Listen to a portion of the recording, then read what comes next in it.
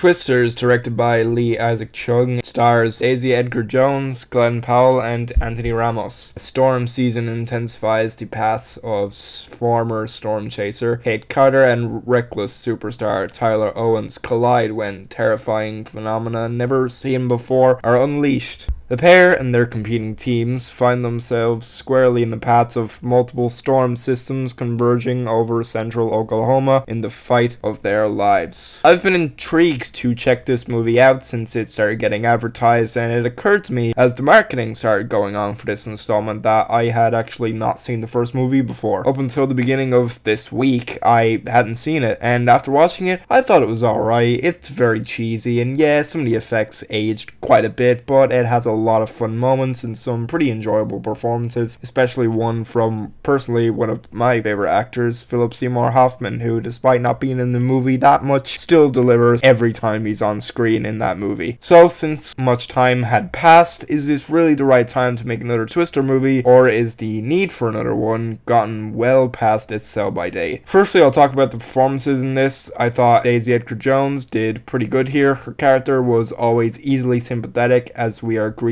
with this harrowing opening, watching her and her friends attempt to neutralize a tornado, but unfortunately it becomes too strong and things end up going worse. We already have this reason as to why we should care for a character, and I don't think this is the usual type of opening that could be seen as emotionally manipulative. I think this scene works to be pretty effective here. Along with this opening, we get a short clip later on in the movie, the type of home video of before these events that show her character to be really fun and full of life and ambition, which is a stark contrast to the woman she grows up to be, who throughout the first two halves of the movie is very stoic and has at first lost the passion for tornado chasing. She goes along with what's happening in a begrudging way as she portrays this aspect really well. As the movie goes on, the other people around her lift up her spirits a bit more and the spark comes back, and you see that spark in a really effective and natural way, and it's really interesting to see her arc as this movie goes on. Glen Powell does such a great job here too. Right off the bat, he has a great character introduction where you know right from the beginning what his character is. He carries himself to be this overconfident, arrogant asshole under the lens of being a live streamer on YouTube, and I think it's portrayed pretty accurately, especially whenever he plays up his personality even more whenever the camera is on him. The whole point of his character is that he's a self-proclaimed tornado wrangler, which mainly consists of him and his team going right into the tornado and shooting things into it, mainly rockets or fireworks, which show off this need to make everything a spectacle. When he's introduced, it feels like the need to show spectacle is his main priority. However, as the movie goes on, we learn more about him. We learn that he studied meteorology and he does have a compassionate side to him, especially when it comes to helping others in the wake of the destruction of the tornado, which at the end of the day is what his team sets out to do. But it's never out of financial gain. He really does care about people that gets affected in these areas, and it's cool seeing this side to him. And I think Glen Powell plays this really well. He switches to this overly confident douchebag to a genuine, compassionate guy that is done in such a believable way. He carries himself to be so likable, which works out because he just is like that. Anthony Ramos does a good job here too. He's one of Daisy Edgar-Jones' character's friends at the start of the movie. He ropes her into getting into the tornado chasing scene again after so many years. He believes in the cause he's fighting for, and he portrays that really well. He's always good at portraying the type of character that's very wide-eyed and full of wonder in the midst of everything going on, while having this cool side to him as well. It's something he's able to balance very well in his performances. He's another character that's likable from his charisma to the arc he has by the end of the movie too. Brandon Perea, who I know mainly from the movie Nope, essentially recaptures the energy of his character from that movie into this movie. Here, he is a guy who is way into the thing he's doing. He's so hyperactive and acts as a great hype man for Glen Powell's character whenever they're in the action. He's always there and is just full of excitement, despite being like that mainly in every scene. He doesn't do too much outside of that, and it could be the one instance of typecasting I may not mind seeing. After a while, of course, it could end up being tiring seeing this guy in these types of roles, but as of now, he nails it. I also thought David Corenswet was good here too. It's the first time I've seen him play this genuine dickhead role, which I feel like is going to be jarring for some audiences, as he's currently gearing up to play possibly one of the most comic accurate depictions of Superman being the symbol of hope we've seen in decades. I'm glad this guy's been cast as Superman, because because just looking at him, he already looks the part for the role. But here he plays the type of guy that always just wants to get his work done, wants to be ahead of everybody without a care for anything else. Everything that gets in his way of the job is just an annoyance for him, and to see him brush off some important things, that is really interesting to see, as again, I'm not used to seeing him playing such a flawed and bad person. I thought the story of this movie was pretty good and engaging. It helped because this movie is very character driven, and it helps that they've had some pretty well written characters, most that have had some good arcs and are all sympathetic in their own ways. The way the ideas of tornado chasing are expanded upon in this movie is really interesting too. It was cool seeing them have a mixture of old technology and new technology in an attempt to advance ways of chasing and getting rid of tornadoes. Another factor I appreciated is that this movie shows, probably due to the cultural success of the first movie, that tornado chasing has become more of a commercialized hobby rather than something professionals do, as we see many Americans camping out and selling merchandise in order to catch a glimpse of the tornado. And on top of this, it shows the other side of how big businesses attempt to profit off of other people's tragedies after tornadoes hit their town, which I thought was a good thing to put into this movie, as it is unfortunately something that happens no matter what disasters may be. There's some really thrilling sequences in this too. I will say my complaints really only land with some of the visual effects. I noticed many animals seem to have been CGI, which they mainly are in a lot of movies nowadays, which is really annoying every time I see it. The majority of the movie, the actual effects of the twisters did look pretty good, and the destructions they would leave behind felt really impactful. One sequence I really enjoyed was near the end where a tornado hits a movie theater. It's honestly one of the highlights of all of these sequences, just because the set piece in itself is somewhat unique, despite the first movie having another destruction scene in a drive-in movie theater. Another complaint I have about the movie is that I felt the soundtrack in this one was leaps weaker than the first movie. The only time they ever played good music was mainly from Glen Powell's character's taste in music, but outside of this, the soundtrack mainly consists of a bunch of pretty shitty country pop music, and I get it, it kind of suits the vibe of where the area is set in, but a lot of song choices just didn't sound great at all. Overall though, I had a pretty great time in this movie. It's pretty much the antithesis of a popcorn movie, but one of the good ones. It felt like another successor to Top Gun Maverick. While it mightn't be nowhere near as good as that movie, it has similar beats of being a sequel to an old movie, but doing the sequel justice by having this movie stand alone while also having callbacks to the original that don't feel nostalgia baity in the slightest. These are the type of sequels we need more of, but I guess this is more of a requel because they introduce a character and they introduce her as if she's someone from the first movie. She's not played by the same actress and the character's name wasn't in the first movie, so I don't really get that. Aside of that though, this just did its job at being a pretty solid blockbuster from this year. I'm giving Twisters 4 stars. It's a really well acted, well written, great character driven romp that doesn't hold back at all of the crazy things it throws at you and manages to keep them insanely thrilling throughout the whole movie. This is just so fun, and with how good most of the movie looks, it definitely deserves to be seen on the big screen.